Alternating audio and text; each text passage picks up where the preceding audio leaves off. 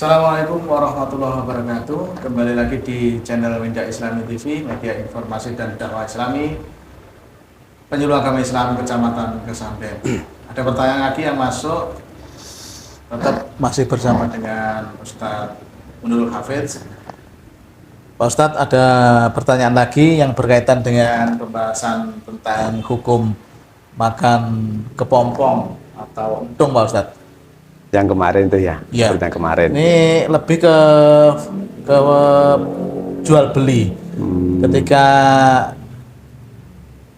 mencari kepompong, kemudian untuk dijual belikan itu bagaimana hukumnya? Kan kemarin, Nggih. Kemarin kan dasarnya khusus kan haram. mengkonsumsi kan? nggih, mengkonsumsi. Ketika dibuat dijual belikan, itu hukumnya bagaimana? Apakah ada batas-batasannya atau solusinya bagaimana gitu, Pak Ustadz? Nggih. Jadi kan kemarin sudah saya sampaikan, tapi kan khusus masalah konsumsi nggih. Konsumsi. Dan saya kira kalau masalah jual beli ya tinggal ngikut saja. Artinya ngikut itu kalau kita mengikuti pendapat yang jumhurul fuqaha atau mayoritas ulama, karena kepompong itu haram dikonsumsi, Ya. otomatis kan tidak ada manfaatnya kan, tidak ada manfaatnya, Ya. otomatis tidak ada manfaatnya, Ya. karena dalam urusan kepompong, jangkrik dan sebagainya itu ketika kita bahasanya seputar jual beli, niku yang paling paling Umum. menjadi pokok pembicaraan itu pasti seputar manfaat. Seputar manfaat. Jadi ketika kita mengikuti pendapat yang mengatakan bahwa kepompong itu haram dikonsumsi, otomatis ya Dijual pun jual belinya ya tidak sah ketika memang tidak ada manfaat lain dari kepompong selain untuk dikonsumsi atau dimakan, atau enggak? Iya. Nah, ketika nggak ada manfaat lain, dan biasanya manfaatnya orang-orang jual beli kepompong kan hanya untuk dimakan, berarti ketika kita mengikuti pendapat yang nggak boleh mengkonsumsi kepompong, ya hukumnya juga haram jual beli, kan ngoten. Tetapi kalau ada manfaat lain, Misalkan misal untuk pakan burung, gitu, berarti manfaat yang selain dimakan atau untuk pakan ternak. Seharusnya sudah jelas bahwa ketika saya menjual katakan kepompong atau ulat lah, itu bukan untuk dikonsumsi yang membeli, tapi untuk pakan burung. Gitu.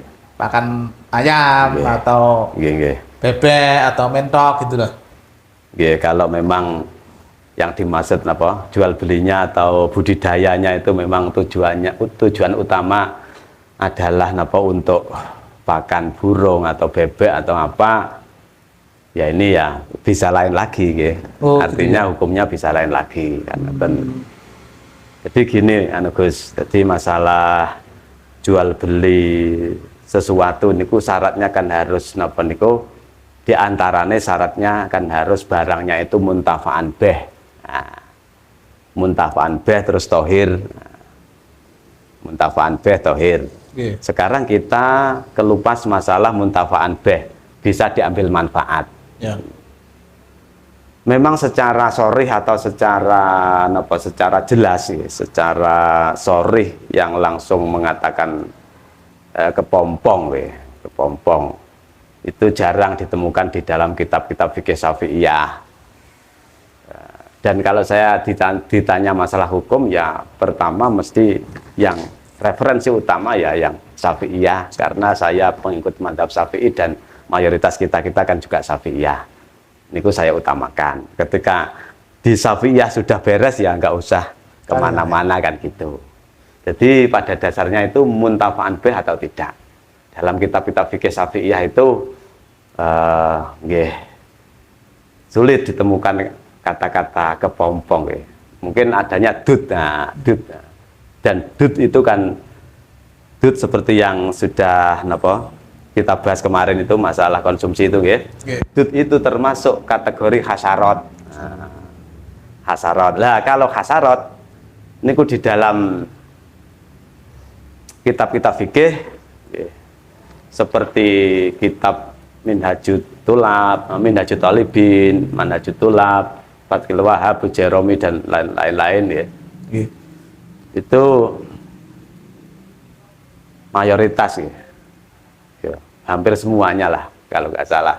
Saya agak lupa referensi yang teks secara tertulisnya. Tapi insya Allah sudah saya baca hampir ke semuanya. Hasarat itu dikatakan termasuk barang sing la manfaata. Jadi nggak ada manfaat sama sekali.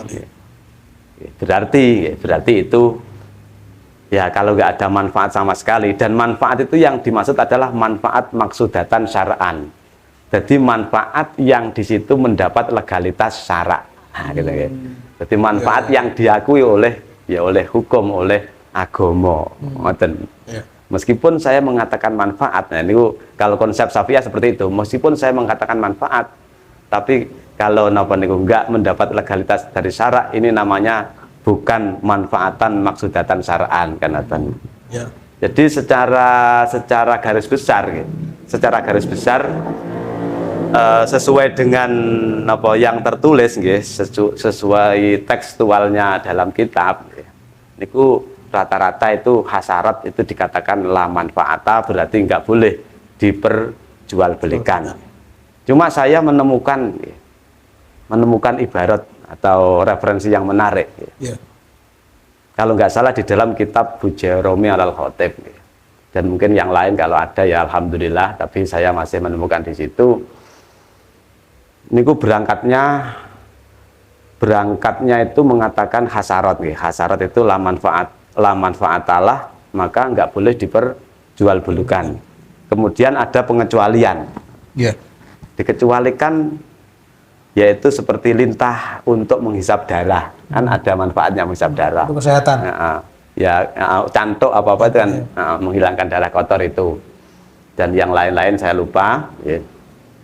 Nah terus kemudian di bawah dikomentari lagi, jadi seperti lintah dan apa itu kenapa kok dikecualikan, dalam arti boleh diperjualbelikan karena itu hasarot. Nah itu boleh diperjualbelikan karena punya manfaatan sing maksudatan syara'an, sing mendapat legalitas syara'. Lah kenapa demikian? Karena seperti lintah dan lain-lain di situ 3 atau 4 itu yang disebutkan di kitab itu dikatakan manfaat yang mendapat legalitas itu karena sudah ghalib, sudah masyhur ghalibun nas Jadi sudah masyhur masyarakat para manusia itu semuanya sudah tahu bahwa itu punya manfaat. Dari redaksi yang demikian itu hanya menerangkan demikian itu. Kalau saya pribadi bisa mengambil kesimpulan dan kesimpulan saya pribadi ini sudah juga insya Allah sudah diiyakan dalam forum Basul Masail MWC pada bulan berapa saya lupa, juga di desa saya itu dijajakan. Jadi itu sudah diiyakan lah, artinya disepakati. Akhirnya begini, jadi setiap apa saja yang di situ jelas suci yang barangnya suci, terus menurut umumnya masyarakat, itu punya manfaat, itu manfaat tersebut berarti mendapat legalitas dari syara' atau disahkan oleh syara'. Dan berarti barometer syara' dalam menentukan manfaat niku urfin nas atau ghalibun nas, umumnya manusia sudah mengetahui pokok wis mengatakan kuwi manfaat, yaitu manfaat. Jadi lah kalau dilihat dari referensi seperti itu, dan kemarin sudah di Basul Masail kan, dan saya juga sangat setuju. Niku seperti jangkrik, ulat dan lain-lain, ketika tujuannya niku untuk pakan burung ya. Kalau menurut saya kan ini semua sudah tahu ya, sudah ngerti kalau untuk pakan burung itu sangat bermanfaat. Kan biasanya jangkrik itu kan yang jual ya juga di lokasi penjual pakan burung. Gila. Itu kan dan semuanya kan, maksudnya semua kalangan kan koyo-koyo wis ngerti untuk pakan burung. Berarti itu ya boleh saja. Dan itu dianggap napa? Manfaat maksudatan syar'an. Maksud saya hanya menjawab dari Syafi'iyah pun loh. Dari mazhab Syafi'iyah pun ya. Niku pun ada celah, artinya sudah napa? Sudah beres, artinya boleh, nggak perlu ke mazhab lain. Kalau mazhab lain justru insya Allah lebih enak. Jadi pokok sesuatu yang menurut kita ada manfaatnya, itu ada yang mengatakan dari mazhab siapa ya. Saya juga belum begitu matlaah tadi. Itu boleh gitu. Tapi ini Syafi'iyah saja sudah bisa menjawab, sudah bisa menjawab. Boleh asalkan nanti manfaatnya seperti itu dan sudah diketahui oleh kebanyakan ya, mayoritas masyarakat itu semuanya sudah tahu, atau ghalibun nas bahasa kitabnya itu. Boleh seperti itu. Tapi syaratnya suci lah ya. Suci berarti kalau menurut mazhab Syafi'i, suci itu di saat hewan tersebut masih hidup. Nah kalau sudah mati kan najis. Lah jual beli barang najis ini nggak boleh karena syaratnya harus tohir. Syaratnya kan harus barang yang diperjualbelikan kan harus bisa dimiliki. Terus apa itu barangnya ya harus muntafa'an beh itu ya. Lah barang najis itu kalau menurut fikih itu nggak bisa dimiliki. Itu namanya ikhtisas, bukan hak milik tapi ikhtisas. Kalau itu mati, kalau menurut Syafi'iyah, kembali menurut Syafi'iyah, ini nggak boleh karena jual beli barang najis. Karena mayoritas Syafi'iyah mengatakan barang yang mati tanpa disembelih itu semuanya batang. Nah itu najis. Nah, kalau batang itu najis berarti nggak bisa diperjualbelikan. Tapi ketika kita telusuri lagi seperti kemarin ya ke mazhab Maliki ya, ke mazhab Maliki. Kan ulama Malikah kan mengatakan setiap mala nafsa lahu sa'ilata. Jadi segala sesuatu sehingga ada darah yang mengalir, bangkainya itu suci. Suci. Ini beda kaitannya dengan konsumsi loh ya. Jadi bangkai suci niku belum tentu boleh dikonsumsi. Jadi menurut Maliki pun misalkan ada jangkrik atau apa ya, atau set atau kepompong seperti kemarin yang mati dengan sendirinya itu suci, nggak najis. Cuma kalau kita makan tetap nggak boleh karena belum disembelih kan gitu. Jadi ketika kita ngikuti mazhab Maliki kan suci. Berarti kayak jangkrik itu kan suci, berarti kan boleh diperjualbelikan, lebih enak lagi dan manfaatnya ya jelas itu kan. Berarti mazhab Maliki ketika ada bangkai hewan kecil yang mati itu berarti seumpama di musola di masjid itu cuma disapu saja, nggak perlu nggak apa-apa ya, seperti laron, seperti nggak apa-apa. Itu ya, sering saya amalkan seperti itu ya. Dalam urusan najis dan sebagainya, urusan najis yang kaitannya dengan itu, dengan air, Maliki tetap lebih mudah. Bahkan dalam masalah air niku teng Ihya Ulumuddin niku sampai Imam Ghazali niku dawuh niku teng awal-awal. Beliau dawuh dalam masalah air ini saya lebih memilih, kalau kurang lebihnya seperti itulah kepahamannya, lebih memilih ke mazhab Maliki. Mazhab Maliki niku air ya, air selama tidak berubah. Walaupun hanya sedikit airnya. Walaupun hanya sedikit sakmene ya. Nah, sekian kemasukan najis lah, najisnya dihilangkan selama air ini nggak berubah, rasanya tetap, baunya tetap, warnanya tetap, ini tetap suci dan mensucikan. Itu mazhab Maliki dan diikuti oleh sebagian mazhab Syafi'i. Enak kalau seperti itu. Dan ini pernah saya praktekkan tapi dalam keadaan darurat tadi, dalam keadaan ikhtiar naluri atau apa ya, pikiran saya tetap nggak bisa. Keadaan darurat waktu itu di toilet lah, di WC itu ya. Airnya cuma sedikit. Udah kadung lepas pakaian gitu. Kayak nggak di rumah, artinya di perantauan lah gitu, di rumah seseorang lah gitu. Saya lihat wah ada kotoran ada kotoran tikus atau cicak ya. Kotoran. Biasanya. Ini gimana ini?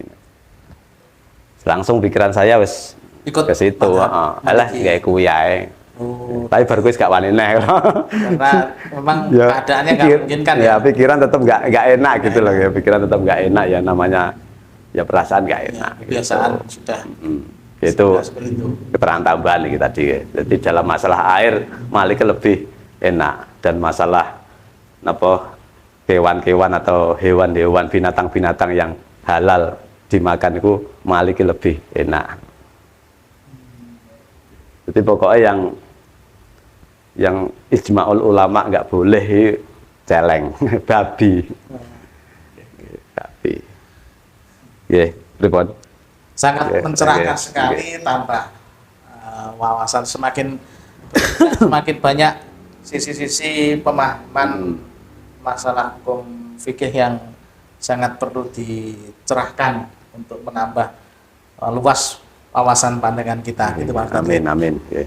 Mungkin pembahasan tentang jual beli itu sudah melebar, atau mungkin gini, kalau ulat, kalau mungkin ada yang kaitannya dengan ulat ini untuk dibuat kosmetik, niku gitu, termasuk najis atau tidak itu? Gitu, jadi kalau kita mengikuti mayoritas ulama ngoten mawon, terutama Syafi'iyah, itu berarti kan ya najis, kan sudah mati. Syafi'iyah dibeleh pun kan juga nggak bisa, itu sudah hayawan yang ghairi ma'kulil lahmi kan.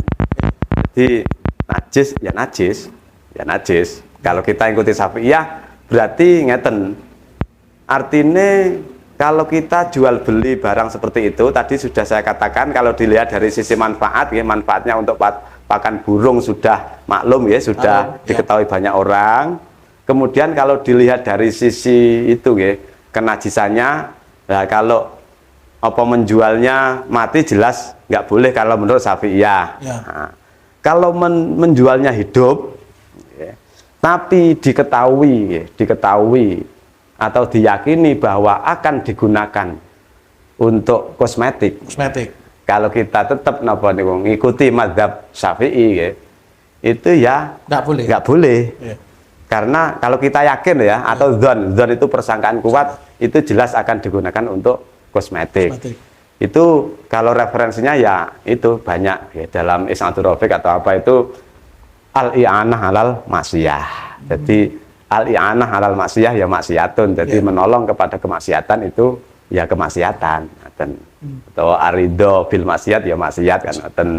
Terus dalam Fathul Mu'in juga dijelaskan baik menjual pedang atau menjual senjata tajam kepada, padahal pedang atau senjata kan jelas manfaatnya artinya pada dasarnya kan boleh.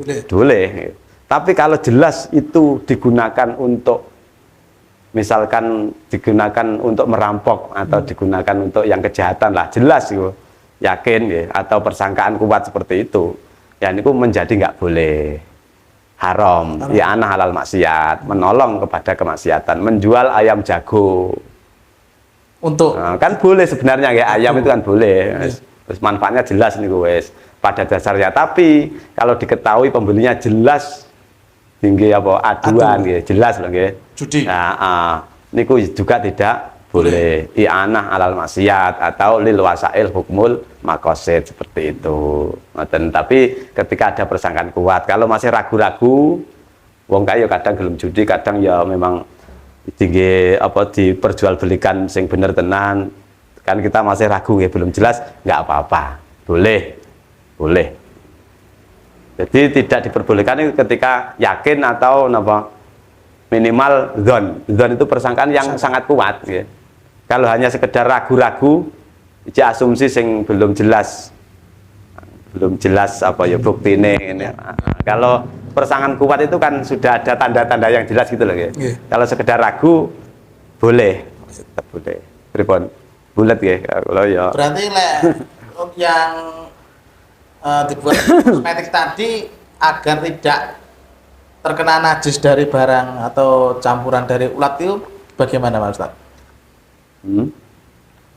Agar tidak ya. Maksudnya ya kalau jelas itu najis ya tadomuh binajasah kan. Nggak bolehnya itu tadomuh binajasah itu apa berarti cara bahasa kitabnya, bahasa Indonesianya apa itu? Terkena. Melumuri badan dengan najis gitu. Tanpa ada hajat yang dibenarkan oleh syarat itu kan nggak boleh. Sengaja sampai tangannya diusuk-usuk telek, nggak ada hajat apa-apa, nggak boleh. Kalau ada hajat yang untuk ngerabuk, memupuk, ya boleh saja. Berarti itu. Tahu benar bahwa kosmetik itu asalnya dari ulat itu cara menyikapi. Kalau benar-benar tahu loh, ya, benar-benar tahu toh. Ya. Nah, iya kalau benar-benar tahu ya, dan kita istilahnya konsisten mengikuti mazhab Syafi'i ya jangan dipakai, gitu. Mengikuti mazhab Maliki berarti. Ya boleh kan, boleh. itu kan suci. Suci. Ulat itu kan nggak ada darah yang mengalir lah. Ada. Suci. Ya. Boleh berarti. Keterangan seperti itu saya tidak mengarahkan untuk ngentengin hukum, tapi keterangan dalam berbagai kitab seperti itu loh ya. Nah, terserah sampan pilih. Berarti yang penting adalah bisa menempatkan atau menghukumi ketika memakai kosmetik yang memakai katakanlah ulat tadi, berarti jangan berkeyakinan di madhab Syafi'i. Ya kita ikuti yang ini ada itu. Gitu. Kalau pengen yang semuanya halal, carilah kosmetik yang terbuat dari tumbuhan. Ya untuk tadi apa yang al-khurut minal khilaf tadi untuk ben apa ditambah hati-hati, tambah wirai, tambah hati-hati kan gitu. Tapi kalau nggak jelas loh, nggak jelas ya sesuatu itu kalau nggak jelas nggak dihukumi langsung, nggak boleh, nggak seperti itu. Kalau nggak jelas itu cara menghukuminya adalah dikembalikan kepada hukum asal. Yes. Hukum asal al aslu bagaimana? Ada airnya al aslu tohirun ya. Al aslu niku tohirun, diragukan kenajisannya berarti suci. Nah kita nggak usah was-was, nggak usah terlalu. Dan yang lain-lain disamakan. Al aslu niku najis, atau al aslu haram, diragukan kehalalannya berarti haram. Terima kasih Pak Ustadz atas pembahasannya. Bagi para penonton yang menyimak channel ini, apabila ada saran atau wawasan lain, pendapat lain, silahkan tulis di kolom komentar. Nanti akan kita bahas atau kita jawab di pembahasan berikutnya. Banyak kekurangan dan kekhilafan dari kami, baik sengaja atau tidak, mohon maaf yang sebesar-besarnya. Kita tutup, kita lanjutkan lain waktu. Saya akhiri. Assalamualaikum warahmatullahi wabarakatuh. Waalaikumsalam warahmatullahi wabarakatuh.